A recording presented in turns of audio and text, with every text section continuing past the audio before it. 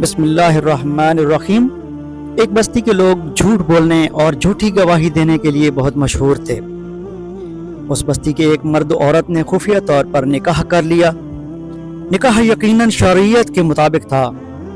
نکاح خاں، قاضی اور گواہوں کی موجودگی میں۔ کچھ عرصے بعد میاں بیوی میں ناچاکی ہو گئی اور شوہر نے بیوی کو گھر سے نکال بھی دیا اور اسے تمام شرعی حقوق سے بھی محروم کر دیا۔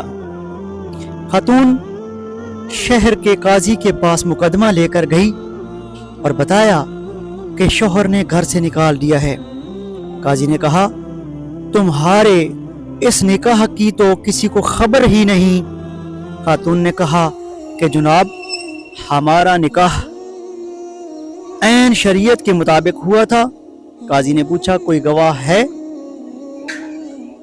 جی قاضی صاحب، 2 گواہ بھی تھے، ان کی موجودگی میں یہ نکاح ہوا تھا۔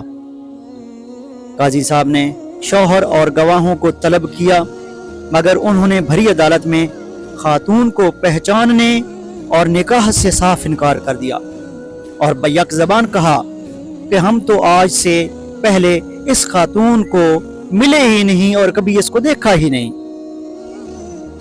قاضی صاحب نے خاتون، شوہر اور گواہوں کو بیک وقت گہری نظروں سے دیکھتے ہوئے خاتون سے پوچھا، کیا تمہارے شوہر کے پاس کتے ہیں؟ خاتون نے کہا، ہاں۔ قاضی نے خاتون سے پوچھا، کیا آپ کتوں کی گواہی اور ان کے فیصلے کو قبول کر لیں گی؟ خاتون نے کہا، جی، مجھے ان کی گواہی اور فیصلہ قبول ہوگا۔ قاضی نے حکم دیا کہ خاتون کو اس شخص کے گھر لے جایا جائے۔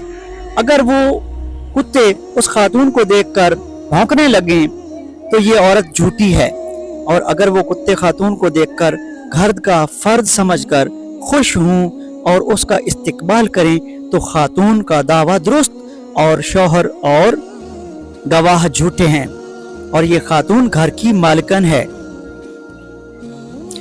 یہ حکم جاری کرتے ہی قاضی اور عدالت میں موجود لوگوں نے شوہر اور گواہوں کی طرف دیکھنا شروع کر دیا، جن کے چہرے جھوٹ پکڑے جانے کے خوف سے پیلے پڑ گئے تھے اور جسم کپانے لگ گئے تھے۔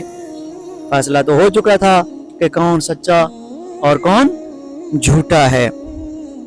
قاضی صاحب نے سپاہیوں کو حکم جاری کیا، گرفتار کر لو ان جھوٹوں کو اور انہیں کوڑے لگاؤ کہ یہی جھوٹے ہیں، اور ساتھ فیصلہ دیا، بدترین بستیاں وہ ہیں جن کے باشندوں سے زیادہ ان کے کتے سچے ہیں۔